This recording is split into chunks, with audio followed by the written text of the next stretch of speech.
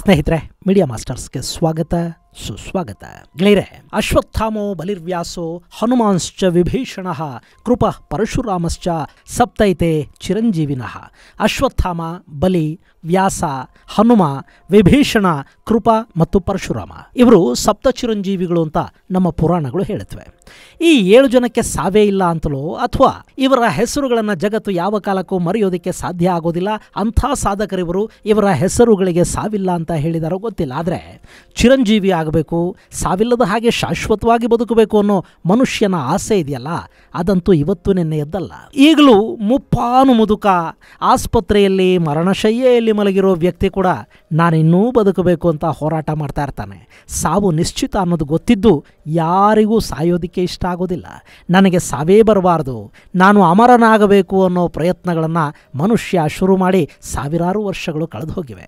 ಆ ಪ್ರಯತ್ನದ ಫಲವಾಗಿ ಕೃತಕ ಹೃದಯ, ಶ್ವಾಸಕೋಶಗಳು ಒಂದಾಗಿವೆ.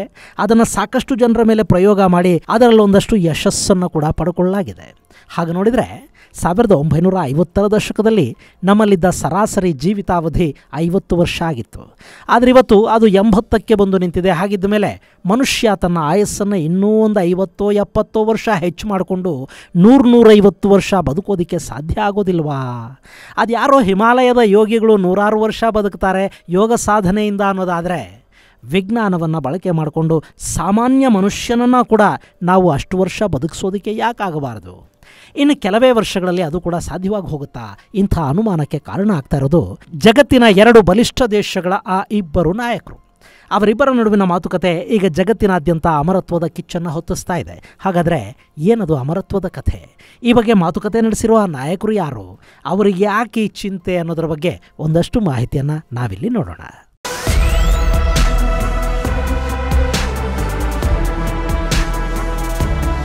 ಗೆಳೆಯರೆ, ಹಿಮಾಲಯ ಪರ್ವತ ಶ್ರೇಣಿಯಲ್ಲಿ ಸಾಕಷ್ಟು ಸಾಧಕರಿದ್ದಾರೆ. ಅವರಲ್ಲಿ ಬಹಳಷ್ಟು ಮಂದಿಯ ವಯಸ್ಸು 300 ದಾಟಿದೆ. ಯೋಗ ಸಾಧನೆಯ ಮೂಲಕ ಅವರು ತಮಗಿಷ್ಟ ಬಂದಷ್ಟು ದಿನ ಬದುಕೋ ಶಕ್ತಿಯನ್ನು ಪಡ್ಕೊಂಡಿದ್ದಾರೆ ಅಂತ ಹೇಳಿರೋದನ್ನು ನೀವು ಕೇಳಿರ್ತೀರಿ. ಬೌದ್ಧ ಸನ್ಯಾಸಿಗಳು ಪ್ರಾಣಾಯಾಮದ ಮೂಲಕ ವಯಸ್ಸೇ ಆಗದ ಹಾಗೆ ನೋಡ್ಕೋತಾರೆ ಅನ್ನೋ ಬಗ್ಗೆ ಓದಿರ್ತೀರಿ ಕೂಡ. ಆದರೆ ಅಂಥವರನ್ನು ಕಂಡವರು ತುಂಬ ಕಡಿಮೆ. ಹೀಗಾಗಿ ಹೌದು, ಅದು ನಿಜ ಅಂತ ಗಟ್ಟಿ ದನಿಯಲ್ಲಿ ಹೇಳೋದಕ್ಕೆ ಕಷ್ಟ ಆಗುತ್ತೆ. ಇನ್ನು ಈ ಜಗತ್ತಲ್ಲಿ 100-120 ವರ್ಷ ಬದುಕಿದವರು ಸಾಕಷ್ಟು ಜನ ಇದ್ದಾರೆ. ನೀವು ಹೆನ್ರಿ ಕಿಸಿಂಜರ್ ಅನ್ನೋ ಹೆಸರನ್ನು ಕೇಳಿದಿರಿ ಅಲ್ವಾ? ಆತ ಅಮೆರಿಕಾದ ಒಂದು ಕಾಲದ ವಿದೇಶಾಂಗ ಸಚಿವನಾಗಿದ್ದವನು. ಅಮೆರಿಕ ಹಾಗೂ ಚೈನಾಗಳ ನಡುವೆ ಅವತ್ತಿಗೊಂದು ದೋಸ್ತಿ ಉಂಟಾಗೋದಕ್ಕೆ ಕಾರಣನಾದವನು ಇದೇ ಕಿಸಿಂಜರ್. ಈತ 1923ರಲ್ಲಿ ಹುಟ್ಟಿದ್ದ, 2023ರಲ್ಲಿ ಸಾವಿಗೀಡಾದ. ಭರ್ತಿ 100 ವರ್ಷಗಳ ಮೇಲೆ ಒಂದಷ್ಟು ತಿಂಗಳುಗಳ ಕಾಲ ಆರೋಗ್ಯವಾಗಿ ಬದುಕಿದ್ದ. ನಮ್ಮ ಸಿದ್ಧಗಂಗೆಯ ಸ್ವಾಮಿಗಳು 1907ರಲ್ಲಿ ಹುಟ್ಟಿದ್ರು. ಅವರು ಲಿಂಗೈಕ್ಯರಾದಾಗ ಅವರಿಗೆ 112 ವರ್ಷ ವಯಸ್ಸು. ಹಾಗೆ ಫ್ರಾನ್ಸ್ನ ಜೀನ್ ಕಾಲ್ಮೆಟ್ ಜಗತ್ತಲ್ಲಿ ಅತಿ ಹೆಚ್ಚು ಕಾಲ ಬದುಕಿದ್ದ ವ್ಯಕ್ತಿ ಅನ್ನಿಸ್ಕೊಳ್ತಾರೆ. ಆಕೆ 122 ವರ್ಷ 164 ದಿನಗಳ ಕಾಲ ಬದುಕಿದ್ರಂತೆ. ಆ ದಾಖಲೆಯನ್ನು ಇಲ್ಲಿಯವರೆಗೆ ಯಾರಿಗೂ ಮುರಿಯೋದಕ್ಕೆ ಸಾಧ್ಯ ಆಗಿಲ್ಲ ಅಂತ ಪಾಶ್ಚಿಮಾತ್ಯರು ಹೇಳ್ತಾರೆ. ಆದರೆ ನಮ್ಮ ಸ್ವಾತಂತ್ರ್ಯ ಹೋರಾಟಗಾರ ಹಾಗೂ ಖ್ಯಾತ ವೇದ ವಿದ್ವಾಂಸ ಸುಧಾಕರ ಚತುರ್ವೇದಿಯವರು 123ನೇ ವಯಸ್ಸಲ್ಲಿ ದೇಹತ್ಯಾಗ ಮಾಡಿದರು. ಅದು ಯಾರೋ ಕೆಲವರಿಗೆ ಮಾತ್ರ ಸಾಧ್ಯ ಆಗಿರೋ ವಿಷಯ. ಆದರೆ ಸಾಮಾನ್ಯ ಮನುಷ್ಯ ಕೂಡ 150 ವರ್ಷಗಳ ಕಾಲ, 200 ವರ್ಷಗಳ ಕಾಲ ಬದುಕೋದಕ್ಕೆ ಸಾಧ್ಯ ಆಗತ್ತಾ? ಹಾಗೆ ಅವನು ತಂತ್ರಜ್ಞಾನದ ಸಹಾಯವನ್ನು ಪಡ್ಕೊಂಡು ಅಮರತ್ವವನ್ನು ಪಡ್ಕೋಬಹುದಾ ಅನ್ನೋ ಚರ್ಚೆ ಈಗ ಶುರುವಾಗಿದೆ. ಅದರ ಹಿಂದಿರೋದು ಚೈನಾದ ಅಧ್ಯಕ್ಷ ಶಿ ಜಿನ್ಪಿಂಗ್ ಹಾಗೂ ರಷ್ಯಾದ ಅಧ್ಯಕ್ಷ ವ್ಲಾದಿಮಿರ್ ಪುತಿನ್.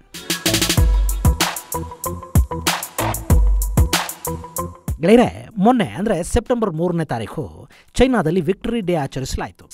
1945ರಲ್ಲಿ ಚೈನಾ ಮಿತ್ರಕೂಟದ ಜೊತೆ ಸೇರಿ 2ನೇ ಮಹಾಯುದ್ಧದಲ್ಲಿ ಜಪಾನ್ನ ವಿರುದ್ಧ ಜಯ ಸಾಧಿಸಿದ ದಿನವನ್ನು ಅವರು ವಿಕ್ಟರಿ ಡೇ ಆಗಿ ಆಚರಿಸ್ತಾರೆ. ಈ ವಿಕ್ಟರಿ ಡೇ ಆಚರಣೆಗೆ SCO ಸಭೆಗೆ ಬಂದಿದ್ದ ಎಲ್ಲ ನಾಯಕರಿಗೂ ಆಹ್ವಾನವನ್ನು ಕೊಡಲಾಗಿತ್ತು. ಆದರೆ ಜಪಾನ್ ಜೊತೆಗಿನ ಮಿತ್ರತ್ವದ ಕಾರಣದಿಂದ ಭಾರತದ ಪ್ರಧಾನಿ ಮೋದಿ ಆ ಸಭೆಯಲ್ಲಿ ಭಾಗಿಯಾಗಲಿಲ್ಲ. ಅವರು SCO ಸಮ್ಮೇಳನವನ್ನು ಮುಗಿಸ್ಕೊಂಡು ಭಾರತಕ್ಕೆ ಹಿಂತಿರುಗಿ ಬಂದರು. ಇನ್ನು ಆ ವಿಕ್ಟರಿ ಡೇಯಲ್ಲಿ Vladimir Putin, Kim Jong Un, Alexander Lukashenko ಸೇರಿದ ಹಾಗೆ ಸಾಕಷ್ಟು ನಾಯಕರು ಭಾಗಿಯಾದರು. ಹೀಗೆ ಆ ನಾಯಕರನ್ನ ಪೆರೇಡ್ಗೆ ಕರ್ಕೊಂಡು ಹೋಗೋ ಸಮಯದಲ್ಲಿ ಶಿ ಜಿನ್ಪಿಂಗ್ ಹಾಗೂ ಪುತಿನ್ ನಡುವೆ ಒಂದಷ್ಟು ಮಾತುಕತೆ ಶುರುವಾಯಿತು. ಆ ಸಂದರ್ಭದಲ್ಲಿ ನಮ್ಮ ಉತ್ತರ ಕೊರಿಯಾದ ನಡೆದಾಡುವ ಕೋಳಿ ಮೊಟ್ಟೆ ಕಿಮ್ ಕೂಡ ಭಾಗಿಯಾದರು. ಆ 3 ನಾಯಕರು ನಡ್ಕೊಂಡು ಬರುವಾಗಲೇ ಪುತಿನ್ ಅಮರತ್ವದ ಬಗ್ಗೆ ಪ್ರಸ್ತಾಪವನ್ನು ಮಾಡ್ತಾರೆ. ಅಂಗಾಂಗ ಕಸಿಯನ್ನು ಮಾಡೋದ್ರ ಮೂಲಕ ಹಾಗೂ ವೈದ್ಯಕೀಯ ಪ್ರಪಂಚದಲ್ಲಿ ಮತ್ತಷ್ಟು ಸಾಧನೆಯನ್ನು ಮಾಡೋದ್ರ ಮೂಲಕ ಮನುಷ್ಯ 150 ವರ್ಷಗಳ ಕಾಲ ಬದುಕೋದಿಕ್ಕೆ ಅಥವಾ ಸಾವೇ ಇಲ್ಲದಂತೆ ಉಳಿಯೋದಿಕ್ಕೆ ಸಾಧ್ಯ ಇದೆಯಾ ಅನ್ನೋದ್ರ ಬಗ್ಗೆ ತಿಳ್ಕೋಬೇಕು ಅಂತ ವ್ಲಾದಿಮಿರ್ ಪುತಿನ್ ಶೀಗೆ ಹೇಳ್ತಾರೆ. ಇಲ್ಲಿ ಶೀ ಕೂಡ ಈ ಹಿಂದೆ ಮನುಷ್ಯರು 70 ವರ್ಷ ಬದುಕ್ತಾ ಇದ್ರಂತೆ, ಅದೇ ದೊಡ್ಡ ಸಾಧನೆಯಂತೆ ಕಾಣ್ತಾ ಇತ್ತು, ಆದರೆ ನೀವು 70 ವರ್ಷ ಆದರೂ ಕೂಡ ಇನ್ನು ಚಿಕ್ಕ ಹುಡುಗನ ಥರ ಕಾಣ್ತಾ ಇದ್ದೀರಿ ಅಂತ ಪುತಿನ್ಗೆ ಸ್ವಲ್ಪ ಬೆಣ್ಣೆ ಹಚ್ತಾರೆ. ಆಗ ಪುತಿನ್ ಶೀಗೆ ಏನೋ ಹೇಳ್ತಾರೆ, ಆದರೆ ಆ CCTV ಕ್ಯಾಮರಾದಲ್ಲಿ ಪುತಿನ್ ಏನು ಹೇಳಿದರು ಅನ್ನೋದು ಸರಿಯಾಗಿ ಕೇಳಿಸೋದಿಲ್ಲ. ಆದರೆ ಅದನ್ನು ಮ್ಯಾಂಡ್ರಿಡ್ ಭಾಷೆಗೆ ಭಾಷಾಂತರಿಸುವ ವ್ಯಕ್ತಿ ಬಯೋಟೆಕ್ನಾಲಜಿ ಹಾಗೂ ಮಾನವ ಅಂಗಾಂಗಗಳನ್ನು ಬದಲಿಸೋದ್ರಿಂದ ಮನುಷ್ಯರು ಯೌವನವನ್ನು ಪಡ್ಕೋಬಹುದು ಹಾಗೂ ಅಮರರೂ ಆಗಬಹುದು ಅಂತ ಭಾಷಾಂತರ ಮಾಡ್ತಾನೆ. ಇದೇ ಮಾತನ್ನ ಕೊರಿಯಾ ಭಾಷೆಯ ಅನುವಾದಕರು ಕಿಮ್ ಜಾಂಗ್ ಉನ್ ಅವರಿಗೆ ಕೂಡ ಹೇಳ್ತಾರೆ. ಆ ಬಳಿಕ ಮತ್ತೆ ಪುತಿನ್ ಮಾತುಗಳನ್ನು ಭಾಷಾಂತರಿಸುವ ಚೈನಾದ ಟ್ರಾನ್ಸ್ಲೇಟರ್ ಈ ಶತಮಾನದ ಕೊನೆಯ ಹೊತ್ತಿಗೆ ಮನುಷ್ಯ 150 ವರ್ಷದವರೆಗೆ ಬದುಕೋ ಸಾಧ್ಯತೆ ಇದೆ ಅನ್ನೋ ಮಾತನ್ನು ಹೇಳ್ತಾನೆ. ಇದಿಷ್ಟು ಕೂಡ ವಿದೇಶಿ ಗಣ್ಯರು ನಡ್ಕೊಂಡು ಬರ್ತಾ ಇದ್ದ ಹಾದಿಯಲ್ಲಿದ್ದ ಚೈನಾದ CCTVಗಳಲ್ಲಿ ರೆಕಾರ್ಡ್ ಆದ ಮಾತುಕತೆ ಹಾಗೂ ವಿಡಿಯೋ. ಈ ವಿಡಿಯೋ ಯಾವುದೋ ಕಾರಣಕ್ಕೆ ಬೇರೆ ಯಾರದ್ದೋ ಕೈಗೆ ಸಿಕ್ಕಿ ಅದು ಎಕ್ಸ್ ಮೂಲಕ ಮತ್ತಷ್ಟು ಹರಡೋದಕ್ಕೆ ಸಾಧ್ಯ ಆಗಿದೆ. ಗೆಳೆಯರೆ, ಇಲ್ಲಿ ಇದನ್ನು ಆಕಸ್ಮಿಕವಾಗಿ ಹರಡಿದ್ದಾರೆ ಅಂತ ಅನಿಸೋದಿಲ್ಲ. ಯಾಕೆಂದರೆ ಚೈನಾದಲ್ಲಿ CCTV ವಿಡಿಯೋ ಹಾಗೆಲ್ಲ ಯಾರದ್ದೋ ಕೈಗೆ ಸಿಕ್ಕಿ ಅದು ಮತ್ತಾರಿಗೋ ತಲುಪೋದಕ್ಕೆ ಸಾಧ್ಯ ಆಗೋದಿಲ್ಲ, ಅದು ಕಷ್ಟ ಆಗುತ್ತೆ. ಇದು ಬಹುಶಃ ಬೇಕಂತಲೇ ಜಗತ್ತಿಗೆ ಗೊತ್ತಾಗ್ಲಿ ಅನ್ನೋ ಕಾರಣಕ್ಕೆ ಚೈನಾನೇ ಬಿಡುಗಡೆ ಮಾಡಿಸಿರುವ ಸಾಧ್ಯತೆ ಕೂಡ ಇರುತ್ತೆ. ಇಲ್ಲಿದೆ ನೋಡಿ, ಇದೇ ಆ ವಿಡಿಯೋ.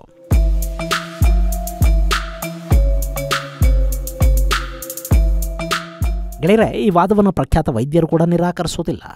ನಮ್ಮ ಜೀವಿತಾವಧಿ 40ರ ದಶಕದಲ್ಲಿ ಬರೀ 50 ವರ್ಷಗಳಷ್ಟು ಮಾತ್ರ ಇತ್ತು. ಈಗ ಅದು 80 ವರ್ಷಗಳಿಗೆ ಬಂದು ತಲುಪಿದೆ. ಸೊ ಈ 70 ವರ್ಷಗಳಲ್ಲಿ ಮನುಷ್ಯನ ಜೀವಿತಾವಧಿ 30 ವರ್ಷಗಳು ಹೆಚ್ಚಾಗಿದೆ. ಟೆಕ್ನಾಲಜಿ ಹೆಚ್ಚಾಗ್ತಾ ಇದ್ದಂತೆ ಮನುಷ್ಯನ ಅಂಗಾಂಗಗಳನ್ನು ಕೂಡ ಆರ್ಟಿಫಿಷಿಯಲ್ ಆಗಿ ಸಿದ್ಧಪಡಿಸಿ ಅವುಗಳಿಂದ ಮನುಷ್ಯನನ್ನು ಮತ್ತಷ್ಟು ದಿನಗಳ ಕಾಲ ಬದುಕಿಸುವ ಕೆಲಸಗಳು ಆಗ್ತಾ ಇವೆ. ಈ ಹಿಂದೆಲ್ಲ ಕಿಡ್ನಿ ಹೋಯಿತು ಅಂದರೆ ಮನುಷ್ಯ ಸಾವನ್ನಪ್ಪುತ್ತಾ ಇದ್ದ, ಆದರೆ ಈಗ ಅದಕ್ಕೆ ಡಯಾಲಿಸಿಸ್ ಬಂದಿದೆ, ಕಿಡ್ನಿ ಟ್ರಾನ್ಸ್ಪ್ಲಾಂಟೇಷನ್ ಮಾಡಲಾಗುತ್ತೆ. ಇನ್ನು ಇತ್ತೀಚೆಗೆ ಚೈನಾದಲ್ಲಿ ಆರ್ಟಿಫಿಷಿಯಲ್ ಹಾರ್ಟನ್ನೇ ಸಿದ್ಧಪಡಿಸಿದ್ದಾರೆ ಅನ್ನೋ ಮಾಹಿತಿಗಳು ಬರ್ತಾ ಇವೆ. ಹಾಗೆಯೇ 2024ರ ನವೆಂಬರಲ್ಲಿ ಲಂಗ್ಸನ್ನು ಕೂಡ ಟ್ರಾನ್ಸ್ಪ್ಲಾಂಟ್ ಮಾಡಲಾಯಿತು. ಇನ್ನು ಲಿವರ್ ಟ್ರಾನ್ಸ್ಪ್ಲಾಂಟೇಷನ್ ಅನ್ನೋದು ಮೊದಲಿಂದಲೂ ನಡೀತಾ ಇದೆ. ಹಾರ್ಟನ್ನು ಕೂಡ ಬೇರೆ ಹಾಕ್ತಾ ಇದ್ದಾರೆ. ಹೀಗೆ ವಿಜ್ಞಾನ ಮುಂದುವರೆದ ಹಾಗೆ ಮನುಷ್ಯನ ಜೀವಿತಾವಧಿ ಕೂಡ ಹೆಚ್ಚಾಗ್ತಾ ಹೋಗ್ತಾ ಇದೆ. ಸೊ ಮುಂದಿನ 50 ವರ್ಷಗಳಲ್ಲಿನ ಆವಿಷ್ಕಾರಗಳನ್ನು ಗಮನದಲ್ಲಿಟ್ಟುಕೊಂಡ್ರೆ ಮಾನವನ ಜೀವಿತಾವಧಿ 150 ವರ್ಷಗಳನ್ನು ಮುಟ್ಟಿದ್ರೆ ಅಚ್ಚರಿ ಪಡಬೇಕಿಲ್ಲ ಅನ್ನೋದು ಕೆಲ ವೈದ್ಯರ ಅಭಿಪ್ರಾಯ. ಈ ಬಗ್ಗೆ ನಮ್ಮಲ್ಲಿ ಸಾಕಷ್ಟು ಸೈನ್ಸ್ ಫಿಕ್ಷನ್ಗಳು ಕೂಡ ಬಂದಿವೆ. ನಮ್ಮಲ್ಲಿ ಮಾನವ 2022 ಅನ್ನೋ ಸಿನಿಮಾ 1997ರಲ್ಲಿ ಬಂತು. ಅದರಲ್ಲಿ ಕಲ್ಯಾಣ್ ಕುಮಾರ್ ಹಾಗೂ ದೇವರಾಜ್ ಪ್ರಧಾನ ಭೂಮಿಕೆಯಲ್ಲಿದ್ದರು. ಆ ಚಿತ್ರದಲ್ಲಿ ಸತ್ತವರನ್ನ ಮತ್ತೆ ಬದುಕಿಸುವ ಕಥೆ ಇತ್ತು. ಹಾಗೆಯೇ ರಮ್ಯಕೃಷ್ಣ ಅಭಿನಯದ ನೀಲಾಂಬರಿ ಅನ್ನೋ ಸಿನಿಮಾ ಬಂತು. ಅದರಲ್ಲಿ ಆಯುರ್ವೇದ ಮತ್ತು ಕೆಲ ತಾಂತ್ರಿಕ ಪೂಜಾ ಪದ್ಧತಿಗಳ ಮೂಲಕ ಮುದುಕಿಯೊಬ್ಬಳು ಮತ್ತೆ ಯೌವನವನ್ನು ಪಡೆಯುವ ಕಥೆ ಇತ್ತು. ಇನ್ನು ತೆಲುಗಲ್ಲಿ ತೆರೆ ಕಂಡ ಚಿರಂಜೀವಿ ಅಭಿನಯದ ಅಂಜಿ ಅನ್ನೋ ಸಿನಿಮಾದಲ್ಲಿ ಆತ್ಮಲಿಂಗದ ಮೇಲಿನ ಅಭಿಷೇಕದ ನೀರಿನಿಂದ ಖಳನಾಯಕನಿಗೆ ಅಮರತ್ವ ಬರುವ ಕಥೆ ಇತ್ತು. ಹೀಗೆ ಅಮರತ್ವ ಹಾಗೂ ಯೌವನವನ್ನು ಪಡೆಯೋದ್ರ ಬಗ್ಗೆ ಸಾಕಷ್ಟು ಸಿನಿಮಾಗಳು ಬಂದು ಹೋಗಿವೆ. ಹಾಗೆ ನಮ್ಮ ಪುರಾಣಗಳಲ್ಲಿ ಕೂಡ ಇದರ ಉಲ್ಲೇಖ ಸಾಕಷ್ಟು ಕಡೆಗಳಲ್ಲಿದೆ. ನಮ್ಮಲ್ಲಿ ಸಪ್ತ ಚಿರಂಜೀವಿಗಳ ಕಥೆಗಳಿವೆ. ಹಾಗೆಯೇ ದೇವತೆಗಳು ಅಮರತ್ವವನ್ನು ಪಡೆಯೋದಕ್ಕೆ ಅಮೃತವನ್ನು ಕುಡಿದ್ರು ಅಂತ ನಮ್ಮ ಪುರಾಣಗಳು ಹೇಳುತ್ತವೆ. ಇಲ್ಲಿ ಅಮೃತ ಅನ್ನೋ ಔಷಧವನ್ನು ಮನುಷ್ಯನೇ ಕಂಡು ಹಿಡಿದುಬಿಟ್ರೆ ಅವನು ಕೂಡ ಅಮರನಾಗಿ ಬಿಡಬಹುದಲ್ವಾ? ಆದರೆ ಆ ಔಷಧವನ್ನು ವಿಜ್ಞಾನಿಗಳು ಕಂಡು ಹಿಡಿಬೇಕಿದೆ. ಇನ್ನು ಇಂಥ ಕಥೆಗಳನ್ನು ನಂಬದ, ಅದೆಲ್ಲ ಪುರಾಣ ಕಣ್ರಿ ಕಲ್ಪಿತ ಕಥೆಗಳು ಅಂತ ಹೇಳೋ ಜನ ಇದ್ದಾರೆ ನೋಡಿ, ಅವರು ಕೂಡ ಆ ಕಲ್ಪನೆಗಳೇ ಅನ್ವೇಷಣೆಗಳಿಗೆ ದಾರಿಯಾದವು ಅನ್ನೋದನ್ನು ಅಲ್ಲಗೆಳೆಯೋದಕ್ಕೆ ಸಾಧ್ಯ ಆಗೋದಿಲ್ಲ. ಇಲ್ಲಿ ಗಣೇಶನಿಗೆ ಆನೆ ತಲೆ ಇಟ್ಟಿದ್ದು, ದಕ್ಷಿಣಿಗೆ ಟಗರಿನ ತಲೆಯನ್ನು ಜೋಡಿಸಿದ್ದು ಆಧುನಿಕ ಜಗತ್ತಲ್ಲಿ ಆರ್ಗನ್ ಟ್ರಾನ್ಸ್ಪ್ಲಾಂಟೇಷನ್ಗೆ ಸ್ಫೂರ್ತಿಯಾಗಿಲ್ಲ ಅಂತ ಹೇಳೋದಿಕ್ಕಾಗತ್ತಾ?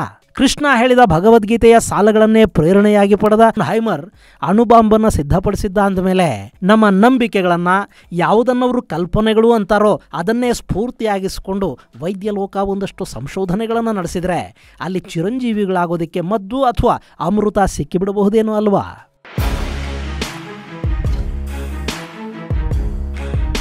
ಗೆಳೆಯರೆ, ಇಲ್ಲಿ ಈ ಪ್ರಯತ್ನಗಳನ್ನು ನಾವು ಮಾಡ್ತೀವೋ ಇಲ್ವೋ, ಚೈನಾ ಮಾತ್ರ ಆ ಪ್ರಯತ್ನವನ್ನು ಈಗಾಗಲೇ ಆರಂಭ ಮಾಡಿದೆಯಂತೆ.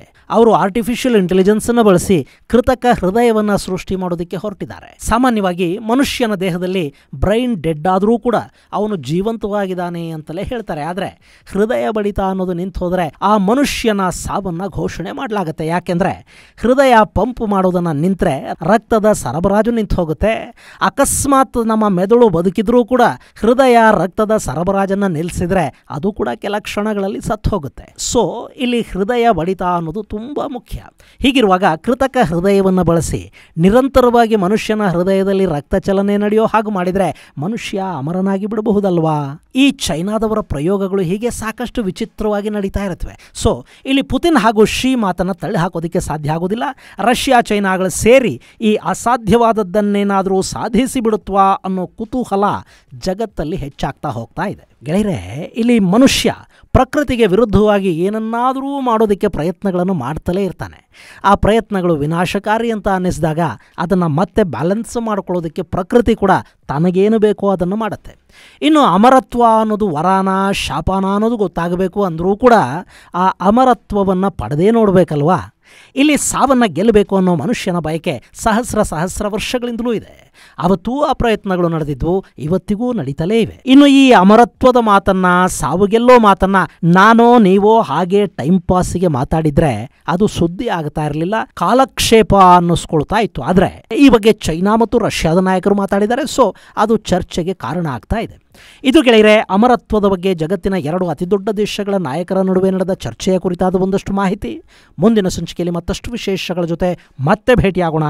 ಅಲ್ಲಿವರೆಗೆ ಜೈ ಹಿಂದ್, ಜೈ ಕರ್ನಾಟಕ.